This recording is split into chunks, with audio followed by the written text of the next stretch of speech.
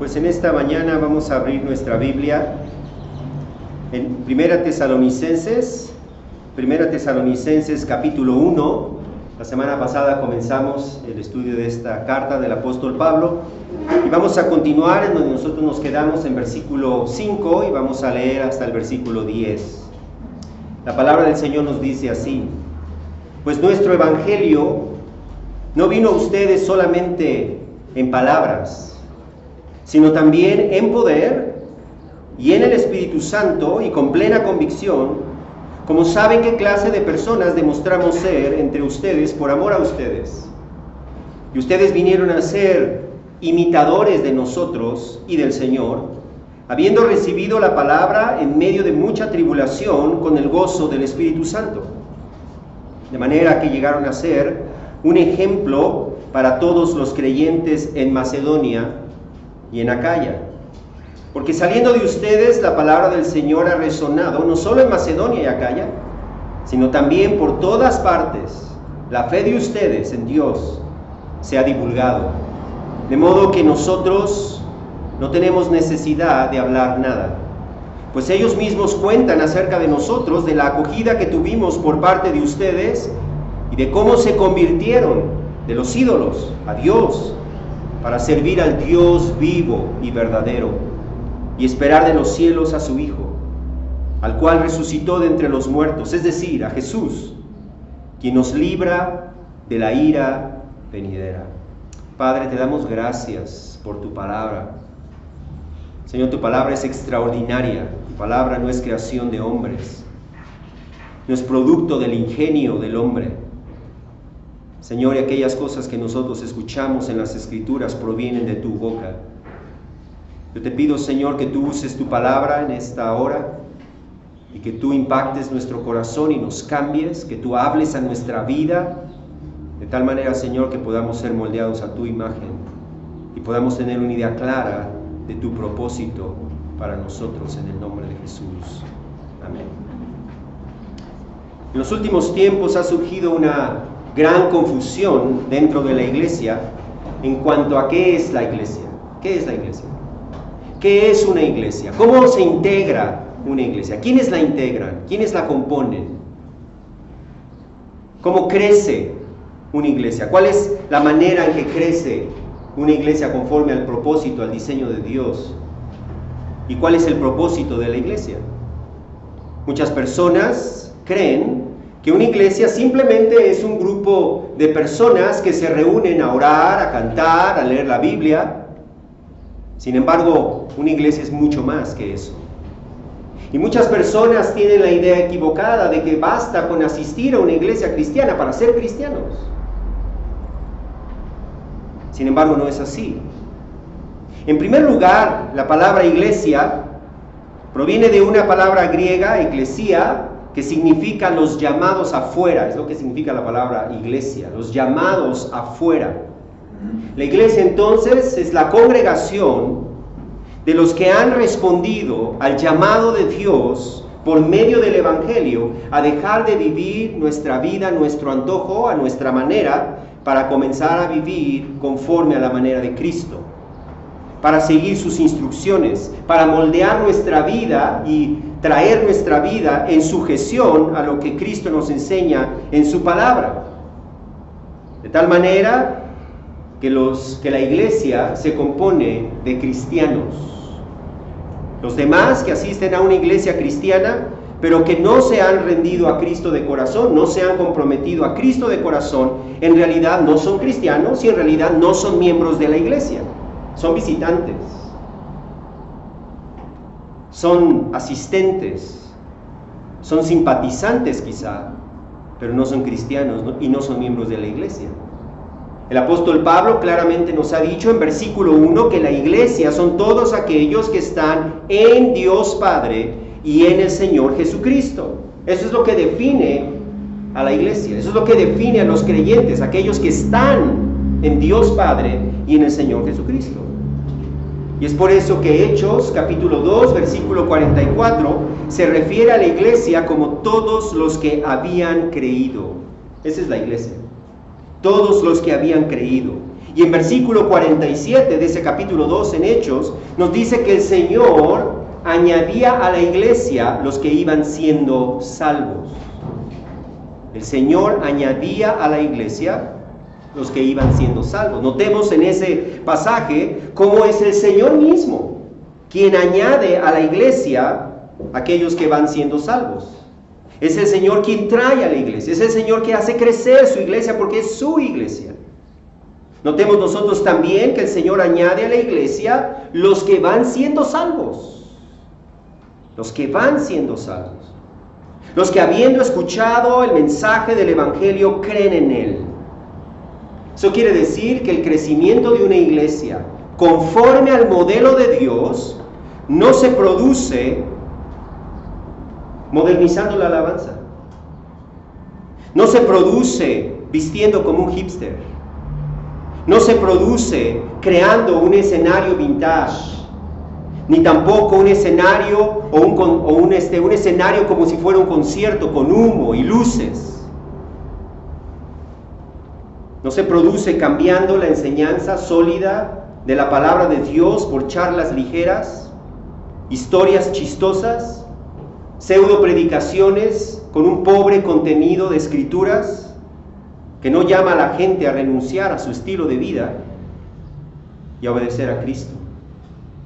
Esas estrategias pueden traer gente a la iglesia, claro que sí. Eso puede llenar una iglesia, pero no de cristianos. Porque ninguna de esas cosas puede convertir el alma. Ninguna de esas cosas puede producir vida. Ninguna de esas cosas puede cambiar corazones. Solamente Dios puede cambiar corazones. Y lo hace por medio de la predicación del Evangelio. No hay otra manera. Por medio de la predicación del Evangelio. En el modelo de Dios, los cristianos salen al mundo. Y donde quiera que ellos están, ellos anuncian el Evangelio. Ellos anuncian el mensaje de salvación en Cristo, confiando en el poder de Dios que respalda esas palabras, de tal manera que Dios traerá a su pueblo, aquellos que Él desde la eternidad pasada, Él escogió salvar de entre todo el mundo. De tal manera que aquellos que responden al mensaje del Evangelio son invitados a la iglesia con la finalidad, fíjate bien, con la finalidad de que crezcamos en Cristo al escuchar el mensaje de la palabra, que crezcamos en Cristo a través de la oración, que crezcamos en Cristo a través de la alabanza que nos lleva a reconocer quién es Él, a través de la comunión unos con otros y de servicio de unos a otros, y de la práctica de las ordenanzas como el bautismo y la Santa Cena. Es por eso que ahí en Hechos capítulo 2, en el versículo 41 al 42, nos dice que desde el principio la iglesia se integró por aquellos que iban respondiendo al mensaje de los apóstoles, creyendo en Cristo, bautizándose, añadiéndose a la iglesia y dedicándose continuamente a las enseñanzas de los apóstoles, a la comunión unos con otros, al partimiento del pan y a la oración, mostrando a través de su manera de vivir el impacto que la palabra de Dios estaba teniendo en sus vidas. Como nos dice el apóstol Pablo allí en Colosenses 1, versículo 3, mostrando la evidencia de esa fe en Cristo a través de su obra de fe, de su trabajo de amor y de la firmeza de su esperanza en nuestro Señor Jesucristo. Y ahora en versículos 5 al 10, el apóstol Pablo continúa dándonos otros 7 señales, otras 7 evidencias de aquellos que han creído en Cristo, que integran la iglesia y que fueron escogidos desde antes de la fundación del mundo para salvación. De tal manera que añadidos a los 3 que ya vimos la semana pasada, tenemos 10 señales, 10 evidencias de aquellos que han creído en Cristo, que integran la iglesia y que forman parte del pueblo escogido de Dios. Vamos a comenzar con el cuarto de ellos. La cuarta evidencia está en versículo 5. En la primera parte dice, pues nuestro evangelio. Ese pues obviamente nos hace referencia a lo que nos ha dicho anteriormente. Cuando tú veas un por qué, un pues, un ya que, por lo tanto, tienes que revisar lo que está antes, porque esto es un resultado o una conclusión de lo que nos ha dicho antes. En versículo 4 nos ha dicho, sabiendo, hermanos amados de Dios, su elección de ustedes, pues, ahora sí, ¿cómo sabemos que Dios les ha elegido? El apóstol Pablo dice, cuarta señal, pues nuestro evangelio no vino a ustedes solamente en palabras, sino también en poder y en el Espíritu Santo y con plena convicción. Una de las razones por las cuales muchos cristianos hoy en día y muchas iglesias han dejado de anunciar el evangelio y lo han cambiado por estrategias de mercadotecnia es porque se han olvidado que el reino de Dios no consiste de palabras, sino de poder. Y que ese poder está en el evangelio. Por cuanto el evangelio es el poder de Dios para la salvación de todo aquel que cree, nos dice Romanos capítulo 1, versículo 16. El evangelio es el poder de Dios para la salvación de todo aquel que cree. De tal manera que el evangelio no son meras palabras, no son solamente palabras, es poder de Dios. Y solamente el evangelio tiene ese poder. Solamente el evangelio tiene el poder de impartir vida a los que estaban espiritualmente muertos en sus delitos y en sus pecados. Ni las charlas motivacionales, ni las terapias psicológicas, ni las experiencias personales del predicador tienen el poder de cambiar el corazón y de dar vida al alma que estaba muerta en delitos y pecados. Eso solamente lo puede hacer el evangelio. Y es por esta razón que el apóstol Pablo les recuerda a los cristianos en la iglesia en Corinto, en el capítulo 2, 1 Corintios capítulo 2, versículos 1 y 2, les recuerda, cuando fui a ustedes, hermanos, proclamándoles el testimonio de Dios, no fui con superioridad de palabra o de sabiduría, pues nada me propuse saber entre ustedes excepto a Jesucristo y este crucificado.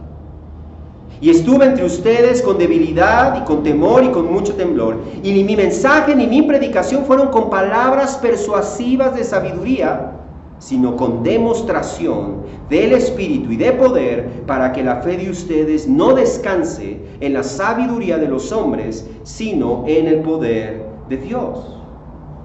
Así que el evangelio no son solamente palabras bonitas, son palabras poderosas en Dios.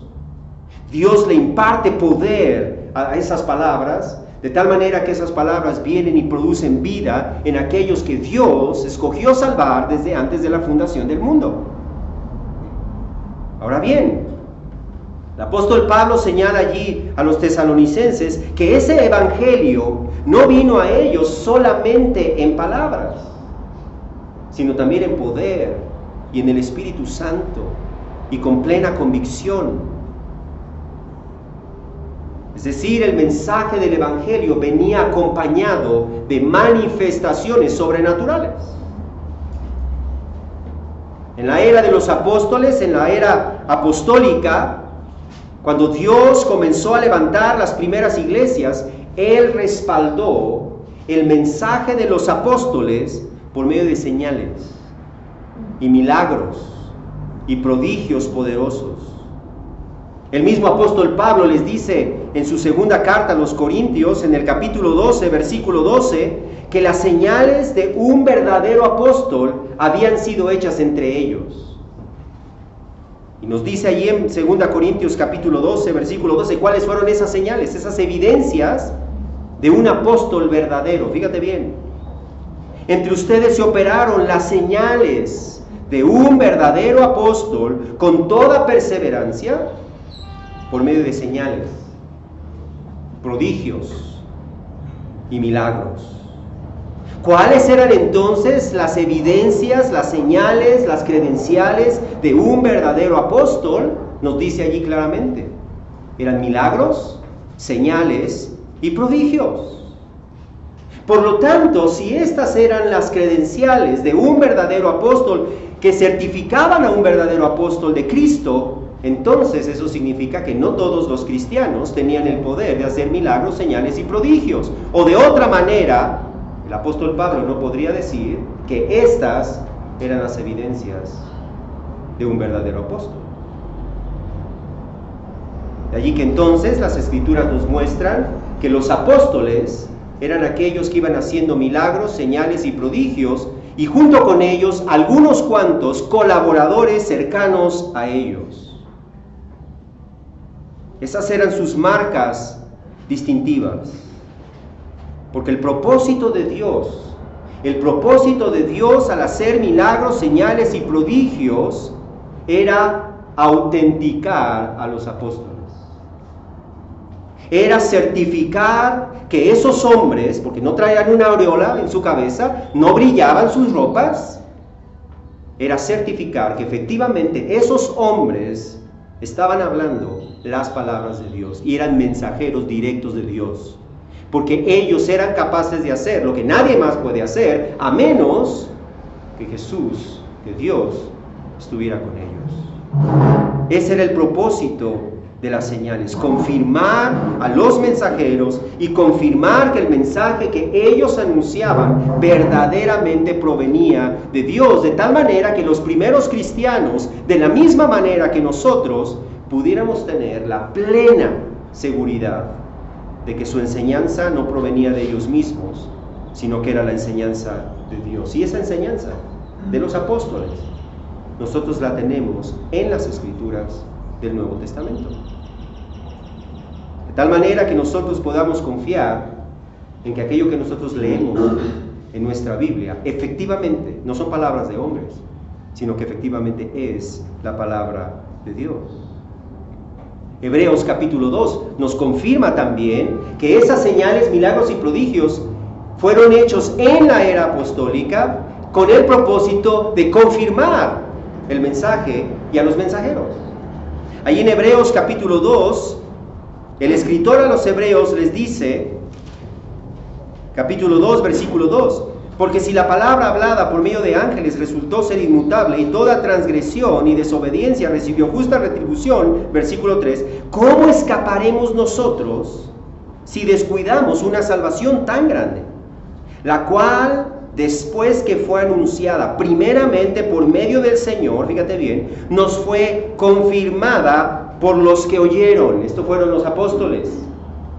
Versículo 4, testificando Dios juntamente con ellos. Notemos cómo habla en tiempo pasado ya el escritor de Hebreos. Testificando Dios juntamente con ellos, tanto por señales como por prodigios y por diversos milagros y por dones del Espíritu Santo según su voluntad. Notemos entonces que el escritor a los Hebreos señala allí que esos milagros y señales acompañaron a los apóstoles y fue por medio de ellos que Dios testificaba al mensaje y a los mensajeros.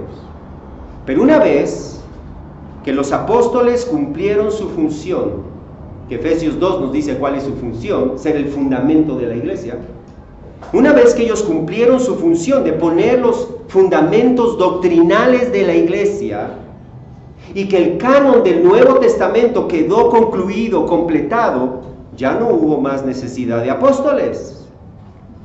Porque una vez que nosotros llegamos al libro de Apocalipsis, el canon del Nuevo Testamento se cierra. Cerca del año 96 fue escrito el libro de Apocalipsis. Y una vez que muere el último de los apóstoles, que fue el apóstol Juan, no existen los testigos oculares que anduvieron con Jesús para añadir nueva doctrina y certificar que efectivamente esa doctrina proviene de Dios. De allí que entonces, una vez que muere el último de los apóstoles, cesa el oficio apostólico.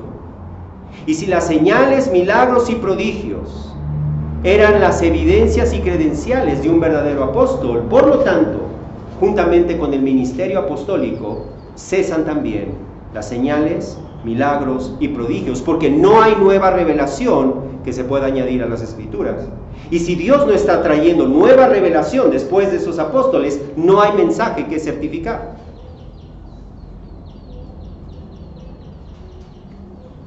De tal manera que tanto el ministerio apostólico cesó, como también los milagros, señales y prodigios hechos a través del don de milagros y de sanidades y de prodigios. Por otro lado, el libro de Hechos, en el capítulo 1, nos deja claro cuáles eran las señales de un apóstol. Y digo esto porque hoy en día ha surgido una fiebre. Todo el mundo quiere llamarse apóstol. No existe eso.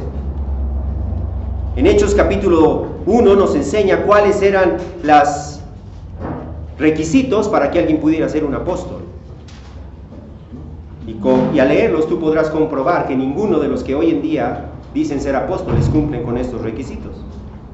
En Hechos capítulo 1 nosotros nos encontramos con el inicio de la iglesia y nosotros vemos cómo para este momento Judas ya se había suicidado y entonces el lugar de Judas había quedado vacío. Él en realidad no era uno de los 12 escogidos, él fue escogido de manera temporal para ser aquel que iba a entregar al Señor. De tal manera que ese lugar fue ocupado por alguien más. Y allí en capítulo 1, en versículo 21, nos dice cuáles eran los requisitos para que alguien pudiera ser un apóstol. Fíjate bien. Por tanto, versículo 21, es necesario que de los hombres que nos han acompañado todo el tiempo que el Señor Jesús vivió entre nosotros, comenzando desde el bautismo de Juan hasta el día en que de entre nosotros fue recibido arriba, uno se ha constituido testigo con nosotros de su resurrección. Sus versículos dejan claro que para poder ser un apóstol, en primer lugar, la persona debía haber acompañado a Jesús en su ministerio en la tierra, de manera que él hubiera aprendido la enseñanza de Cristo, la sana doctrina, directamente de la boca de Jesús. Y en segundo lugar, segundo requisito era haber sido testigo ocular de su resurrección. Es decir, que haber sido un testigo ocular de Jesús resucitado. Alguien pudiera decir, pero el apóstol Pablo no cumplió con ese requisito. Por supuesto que sí.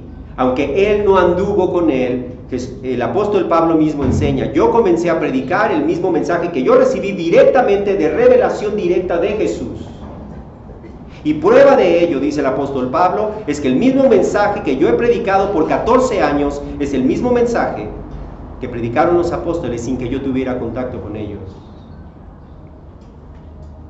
El apóstol Pablo vio a Jesús resucitado.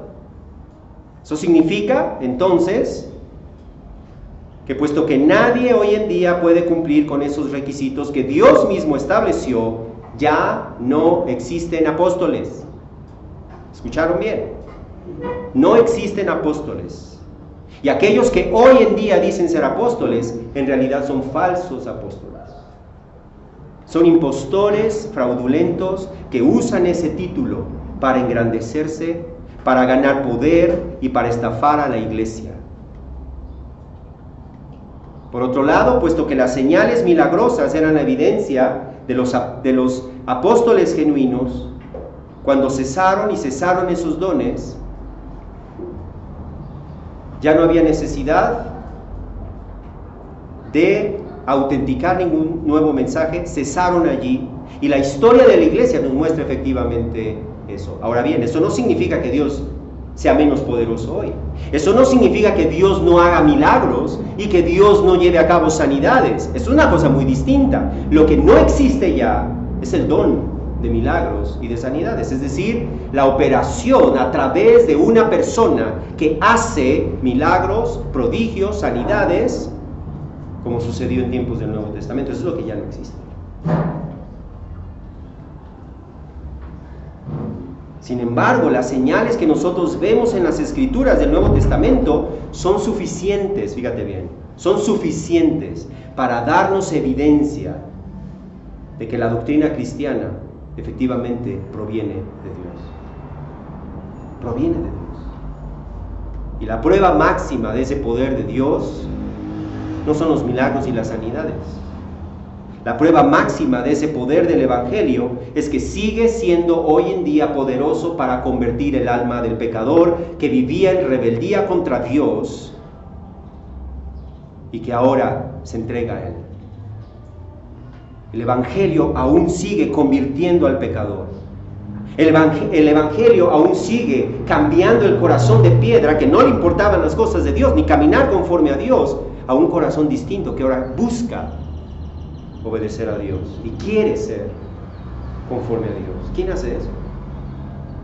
Ningún ser humano tiene ese poder.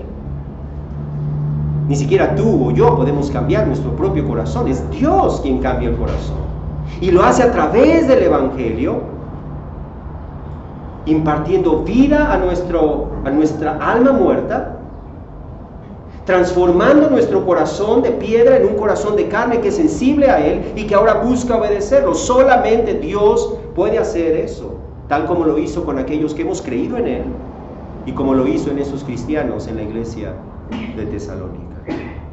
Así que entonces, la cuarta señal es que experimentan el poder de Dios, el poder del Evangelio.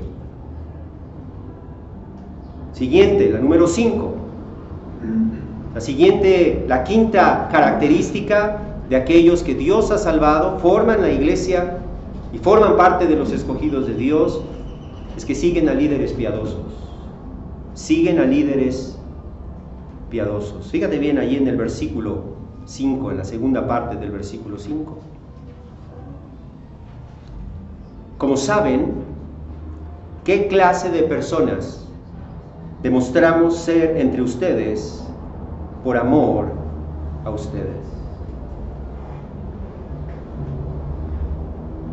Una quinta señal entonces es que los cristianos genuinos no solamente escucharán el mensaje del Evangelio, sino que verán el Evangelio puesto en práctica a través de los mensajeros que Dios ha puesto en la iglesia, los cuales se someterán a la palabra de Dios y mostrarán con su vida lo que significa seguir a Cristo.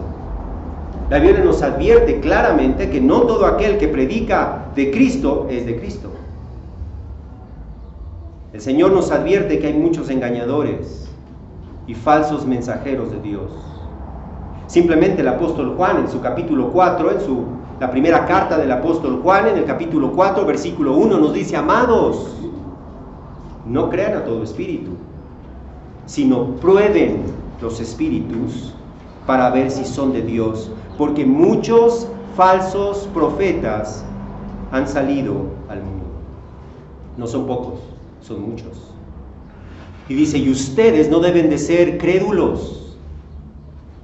Ustedes deben probar para ver si aquellos que dicen hablar de parte de Dios efectivamente provienen de Dios. Porque muchos falsos profetas han salido al mundo. De igual manera el apóstol Pedro en su segunda carta, en el capítulo 2, en versículos 1 al 3, nos advierte: ¿habrá también falsos maestros entre ustedes, los cuales encubiertamente introducirán herejías destructoras, negando incluso al Señor que los compró, trayendo sobre sí una destrucción repentina? Muchos seguirán su sensualidad, y por causa de ellos el camino de la verdad será blasfemado, y en su avaricia los explotarán con palabras falsas. ¿Cómo haremos nosotros para distinguir a los falsos de los verdaderos? Jesús nos enseñó cómo en Mateo capítulo 7. En Mateo capítulo 7 Jesús nos advierte también a tener cuidado y nos enseña cómo podemos distinguir los falsos de los verdaderos. Mateo 7 versículo 15 dice: cuídense, tengan cuidado, cuídense de los falsos profetas que vienen a ustedes con vestidos de ovejas, pero por dentro son lobos rapaces. Versículo 16: por sus frutos los conocerán. ¿Acaso se recogen uvas de los espinos? ¿O higos de los abrojos? Así, todo árbol bueno da frutos buenos, pero el árbol malo da frutos malos. Un árbol bueno no puede producir frutos malos,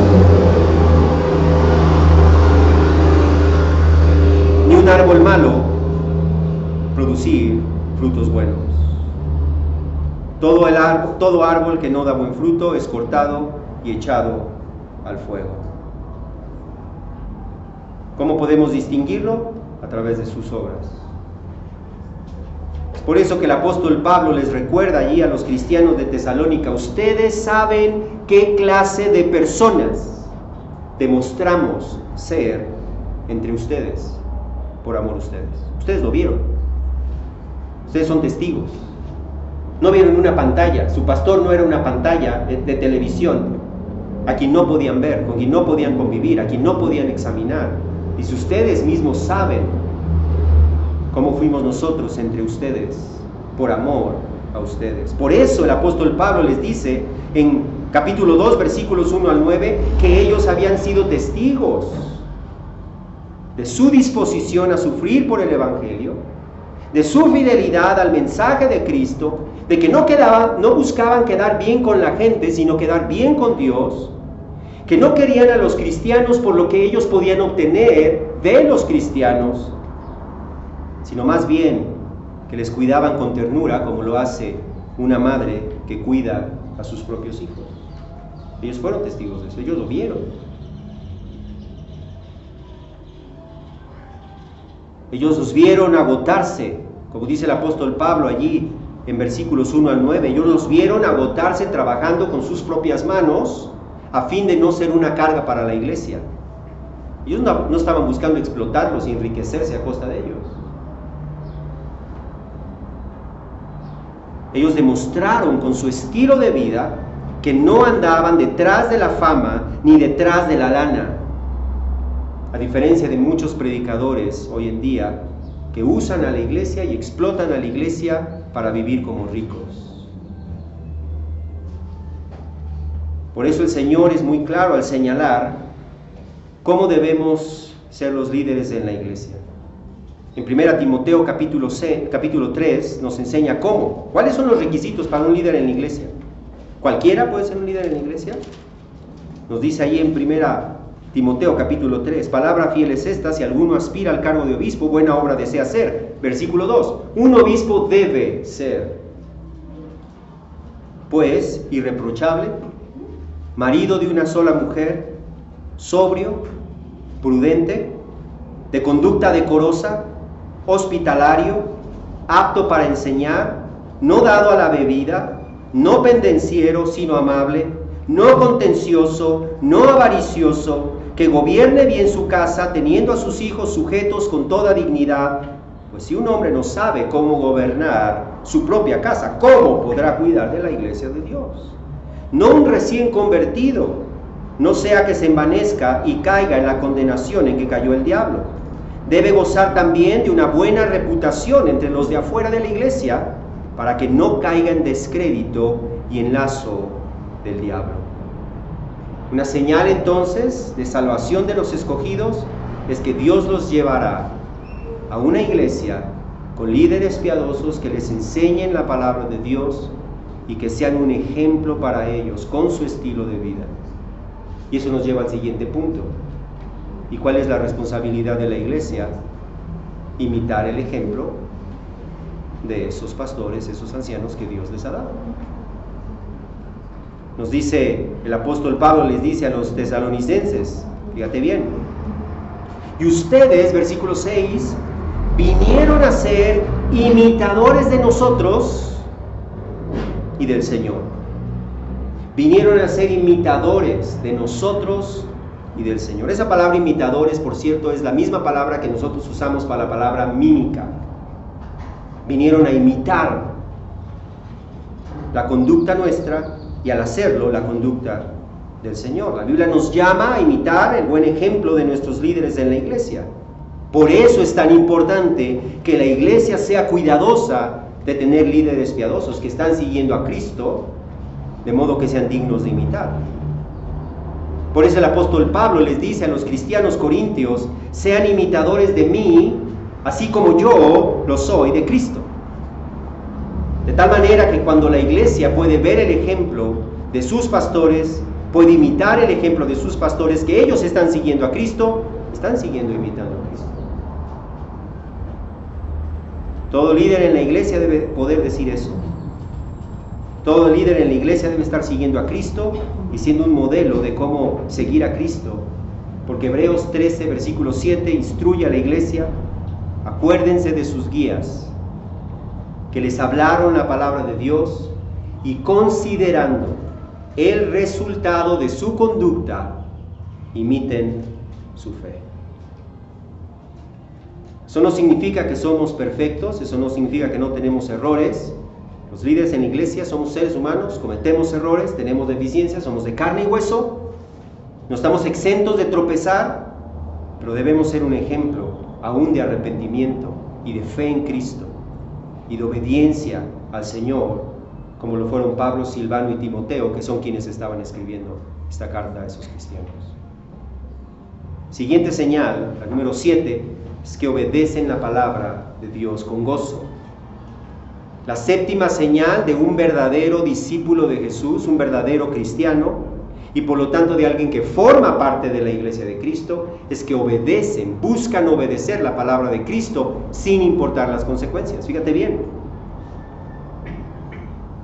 Habiendo recibido, dice en la segunda parte del versículo 6, habiendo recibido la palabra en medio de mucha tribulación, con el gozo del Espíritu Santo.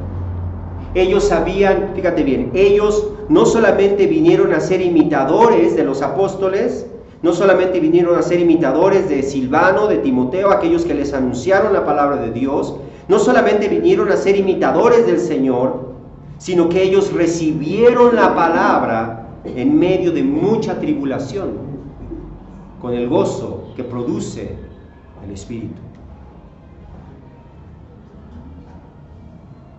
El verbo recibir que el apóstol Pablo utiliza allí nos habla de una decisión voluntaria.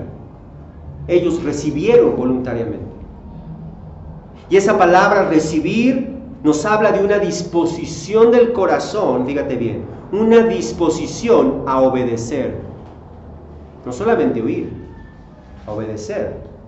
La Biblia una y otra vez nos enseña que debemos ser hacedores de la palabra, ¿sí o no? Simplemente a través de Santiago nos enseña: no sean meramente oidores de la palabra, sean hacedores de la palabra, o de otra manera se están engañando ustedes mismos. Pues ellos no fueron oidores de la palabra solamente, ellos fueron hacedores de la palabra. Ellos recibieron la palabra, la recibieron de buena voluntad, fíjate bien, a pesar de las burlas, del rechazo, de la crítica, del enojo de sus familiares,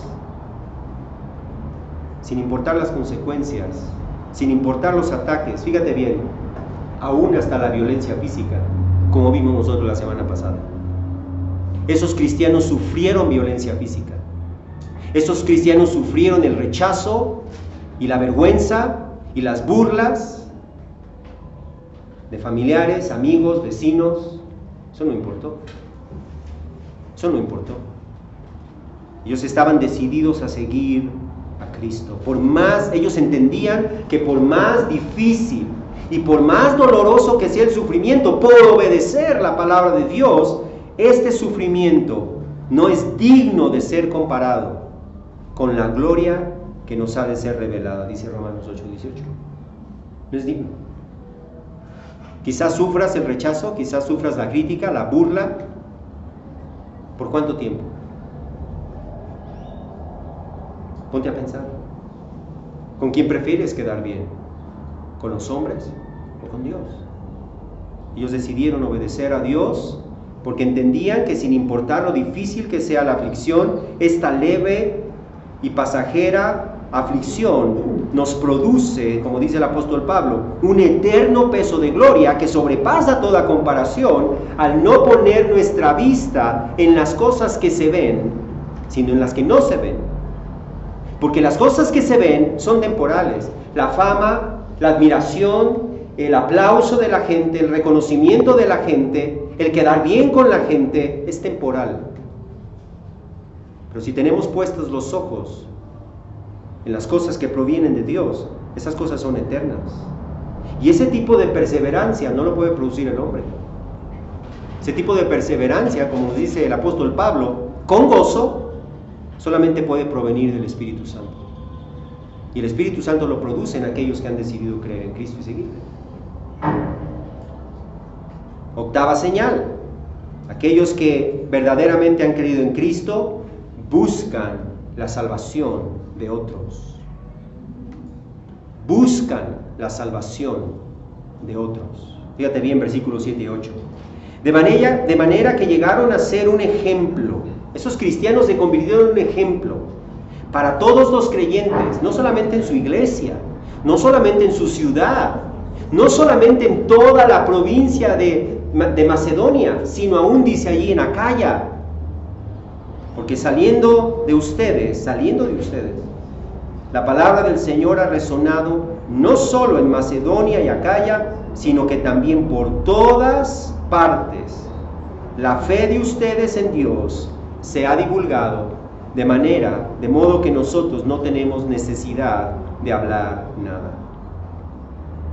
¿Te das cuenta? Esos cristianos deseaban que la gente a su alrededor y aún la gente en otras ciudades escuchara las buenas noticias de salvación en Cristo y que creyeran en Cristo para que pudieran escapar de la ira venidera, para que pudieran escapar de la justa y santa ira de Dios que está a punto de caer sobre los habitantes de este mundo. Por esta causa ellos se dedicaron a buscar oportunidades y a cazar oportunidades para hablarles a otros de Cristo, de la salvación que hay en Cristo, para todo aquel que cree, para todo aquel que decide dejar sus malos caminos para volverse a Cristo, de manera que de ellos, saliendo de ellos, el Evangelio resonó por toda Macedonia, por toda Acaya y por todas partes, de tal manera que el apóstol Pablo ya no tenía necesidad de hablar nada por esas regiones. Pues de la misma manera, aquellos que hemos creído en Cristo debemos, fíjate bien, debemos tener ese mismo anhelo. Ese anhelo porque otros escuchen. Ese anhelo porque otros conozcan que hay salvación en Cristo. En primer lugar, porque conozcan que ellos están bajo la ira de Dios. No importa cómo sientan ellos que Dios los ve. Lo que importa es lo que Dios dice. Y Dios dice que todo ser humano estamos bajo su ira a causa de nuestros delitos y de nuestros pecados, a menos que al escuchar la verdad del Evangelio decidamos arrepentirnos y creer en Cristo. Pero si no creemos en Cristo, ciertamente nos perderemos para siempre en el infierno. Y el infierno no es un juego, y el infierno no es un invento, y el infierno no es una amenaza para asustar a los niños. Jesús habló del infierno como un lugar real. Y a menos que tú y yo nos arrepintamos y decidamos seguir a Cristo, ese es el lugar al cual vamos a ir, y no hay otro. Esos cristianos anhelaban que otros escucharan, y lo mismo debemos hacer nosotros. Debemos buscar oportunidades de hablarles a otros, porque eso es lo que Jesús nos mandó, ¿a poco no? Jesús mismo dijo en Lucas capítulo 24, versículo 47, Él nos ordenó que en su nombre se predicara el arrepentimiento para el perdón de los pecados a todas las naciones. ¿Quién va a hacer eso? Tú y yo. Él nos ha ordenado en Mateo capítulo 28, vayan pues y hagan discípulos de todas las naciones, bautizándolos en el nombre del Padre, y del Hijo, y del Espíritu Santo, y enseñándoles a guardar todo lo que les he mandado. Y aquí yo estoy con ustedes todos los días hasta el fin del mundo. Pues es lo que nosotros debemos hacer, tal como lo hicieron esos cristianos tesalonicenses.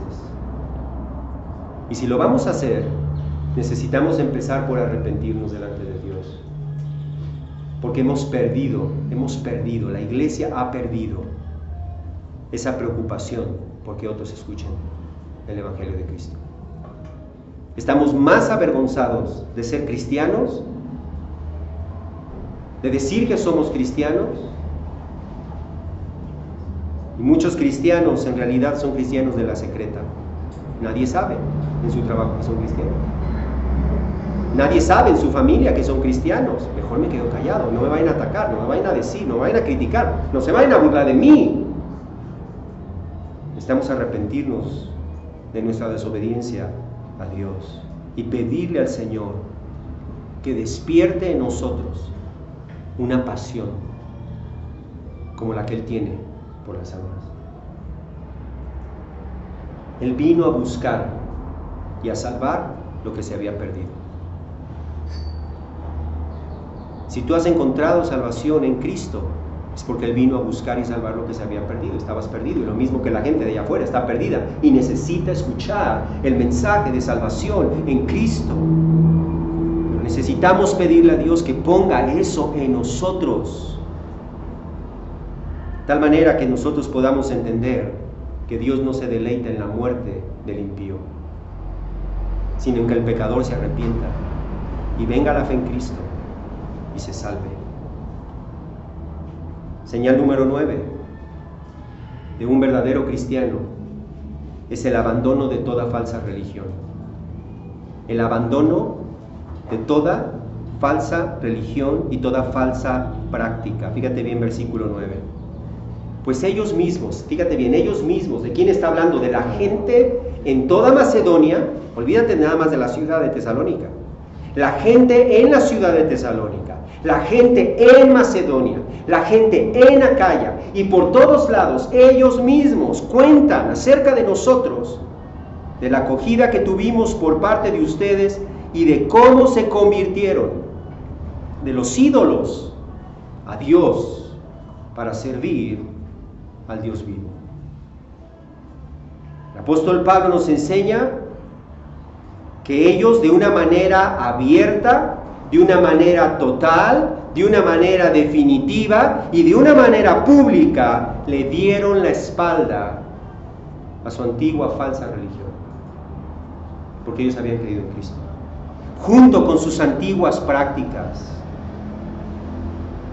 Fíjate cómo nos dice allí en primer lugar que todos daban testimonio de la acogida, es decir, de la entrada, de la bienvenida, de la aceptación que tuvieron los predicadores de la palabra por parte de los tesalonicenses. Y no solamente eso, sino que esa gente daba testimonio de cómo ellos se convirtieron de los ídolos a Dios para servir al Dios vivo. Fíjate bien, servir a los ídolos no es servir a Dios.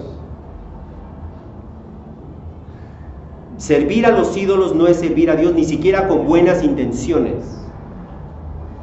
Dice allí, ellos se voltearon de los ídolos a Dios. Una de dos. Si tú te diriges a los ídolos, le das la espalda a Dios. Si tú te diriges a Dios, les das la espalda a los ídolos. No puedes tener las dos cosas. Dice allí, ellos le dieron la espalda a los ídolos para servir al Dios vivo. No a una imagen, no a una imagen de Dios, para servir al Dios vivo y verdadero. Ellos dejaron por completo sus antiguas prácticas para aferrarse solamente a Cristo, fíjate bien, y servir a Cristo a la manera de Cristo. ¿Has escuchado esta idea? Yo creo en Dios a mi manera. Eso no existe, ¿eh? Creer en Dios a tu manera es no creer en Dios. Solamente hay una manera de creer en Dios y esa es a su manera. Él establece los términos, Él establece cómo, y nosotros nos sometemos. Si no, no crees en Dios. Es así de fácil y definitivo. Isaías capítulo 40 nos enseña cuánto el Señor aborrece la idolatría y cuánto se opone a la idolatría. Isaías capítulo 40, versículos 17 al 25, fíjate bien. A ver si es así. Todas las naciones ante Él son como nada, menos que nada, e insignificantes son consideradas por Él. Fíjate bien, si todas las naciones son menos que nada e insignificantes ante Él, Él pregunta, ¿a quién pues asemejarán a Dios? ¿O con qué semejanza le compararán? El artífice funde el ídolo, el orfebre lo recubre de oro, y el platero le hace cadenitas de plata. El que es muy pobre para tal ofrenda, pues escoge un árbol que no se pudra. Se busca un hábil artífice para erigir un ídolo que no se tambalee. ¿No saben? ¿No entienden? ¿No han oído? ¿No se los han anunciado desde el principio? ¿No lo han entendido desde la fundación de la tierra? Él es el que está sentado sobre la redondez de la tierra, cuyos habitantes son como langostas. Él es el que extiende los cielos como una cortina y los despliega como una tienda para morar. Él es el que reduce a la nada a los gobernantes y hace insignificantes a los jueces de la tierra. Apenas han sido plantados, apenas han sido sembrados, apenas han arraigado en la tierra su tallo, cuando Él sopla sobre ellos y se secan. Y la tempestad como hojarasca se los lleva. ¿A quién pues me harán semejante para que yo sea su igual? Dice el Santo. ¿A qué lo vas a comparar? Fíjate bien, ¿sabes por qué odia los ídolos aún de él mismo? Es decir, los ídolos no del mismo, los ídolos que la gente hace de él, porque es rebajar a Dios de su nivel a la criatura. ¿Con qué lo vas a comparar? ¿Con qué ser humano lo vas a comparar? ¿Con qué modelo vas a ponerte delante para dibujarlo y decir, este es una imagen de él? Y que Dios aborrece aún las imágenes que se hacen de él, es claro en Deuteronomio, en donde el Señor le dice a su pueblo, en capítulo 4, versículos 11 y 12, fíjate bien, les dice, después de haberlo sacado de Egipto, Deuteronomio 4, versículos 11 y 12, les dice, se acercaron pues y permanecieron al pie del monte, y el monte ardía en fuego hasta el mismo cielo, oscuridad, nube y densas tinieblas. Entonces el Señor les habló de en medio del fuego. Oyeron su voz, solo la voz, pero no vieron figura alguna. Luego añade en versículos 15 al 18, así que guárdense bien, ya que no vieron ninguna figura el día en que el Señor les habló en Horeb de en medio del fuego, no sea que se corrompan y hagan para ustedes una imagen tallada, semejante a cualquier figura, semejanza de varón o de hembra, semejanza de cualquier animal que está en la tierra, semejanza de cualquier ave que vuela en el cielo, semejanza de cualquier animal que se arrastra sobre la tierra, semejanza de cualquier pez que hay en las aguas debajo de la tierra. Dice el Señor, hacer eso es corromperse. Y lo mismo enseñó Jesús en el Nuevo Testamento. Por si alguien dice, eso es cosa del Antiguo Testamento. Jesús enseñó en el Nuevo Testamento, en Juan capítulo 4, versículos 23 y 24, los verdaderos adoradores adorarán al Padre en espíritu y en verdad. Porque ciertamente a los tales el Padre busca que le adoren. Dios es espíritu, no es carne, no lo puedes ver, no puedes hacer una imagen de él. Dios es espíritu, y los que lo adoran deben adorarlo en espíritu y en verdad. Así que entonces aquellos que en verdad han creído en Cristo le darán la espalda y abandonarán toda forma de idolatría, que es una ofensa contra Dios, para seguir y servir al Dios vivo y verdadero. Última señal, décima. Los cristianos genuinos viven con la venida de Cristo en mente, versículo 10. Y esperar de los cielos a su Hijo, al cual resucitó de entre los muertos, es decir, a Jesús, quien nos libra de la ira venidera. Los cristianos genuinos esperan de los cielos a Jesús. Yo me pregunto, ¿cuántos de nosotros vivimos cada día a la luz de la venida de Cristo? ¿Cuántos de nosotros decimos, hoy puede ser el último día, yo quiero vivirlo para la gloria de Cristo? Y el siguiente día, hoy puede ser el último día, yo quiero vivirlo para la gloria de Cristo, porque estoy esperando a Cristo, al Hijo de Dios, Fíjate bien, quien nos libra de la ira venidera. Nadie te puede librar de la ira venidera, ni santos, ni la misma Madre de Jesús. Claramente dice allí, ¿quién nos libra de la ira venidera? Y ese es Jesús.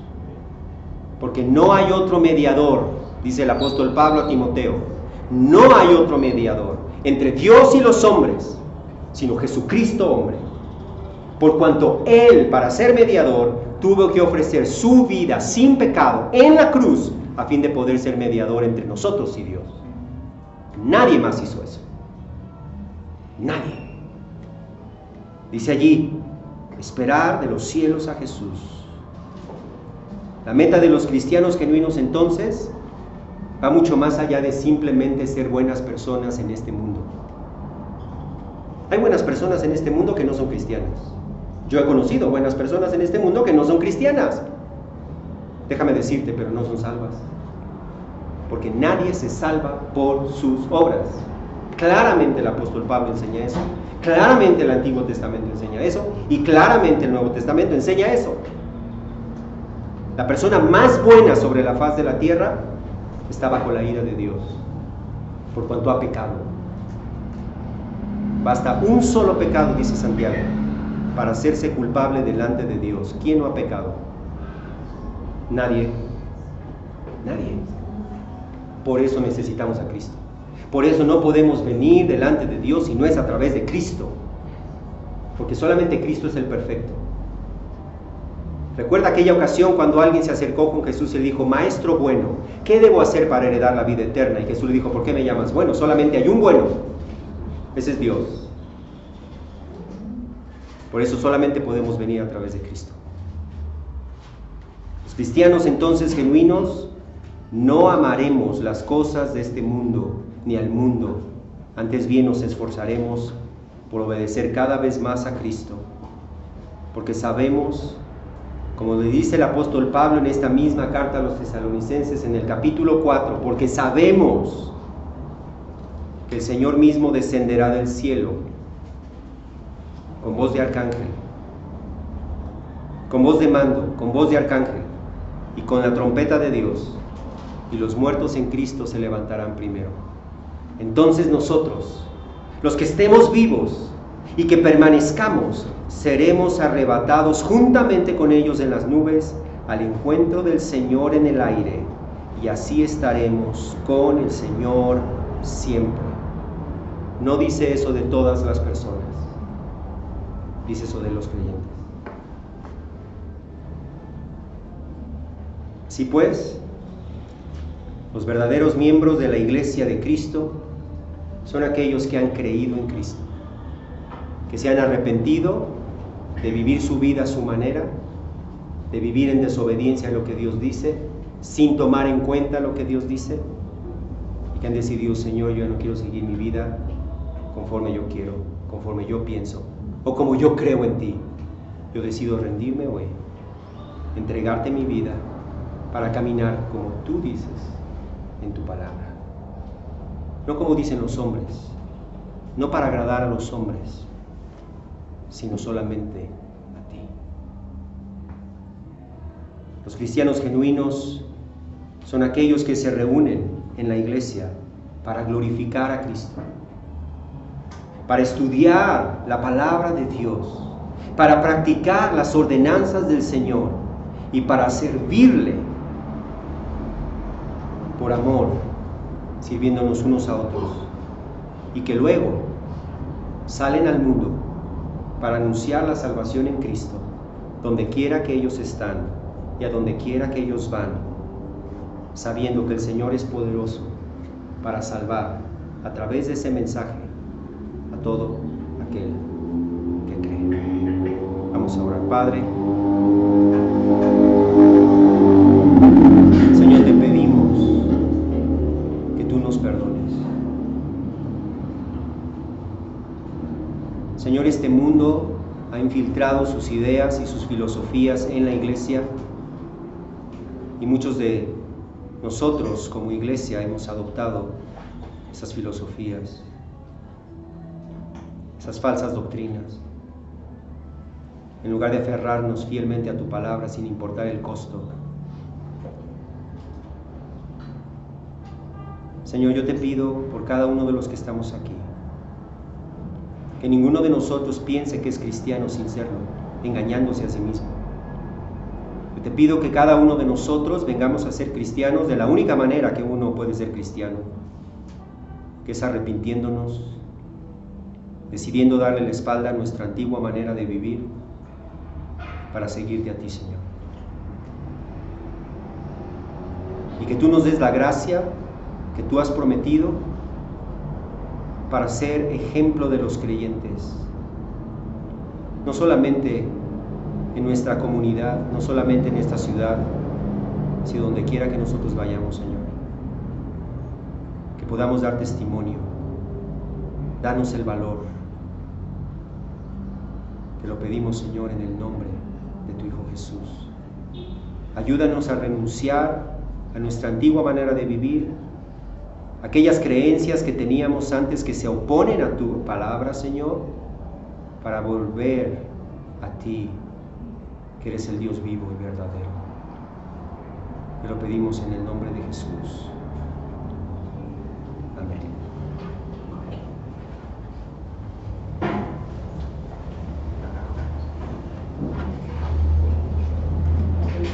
Que tengan excelente semana. Nos vemos la próxima semana. Dios les bendice.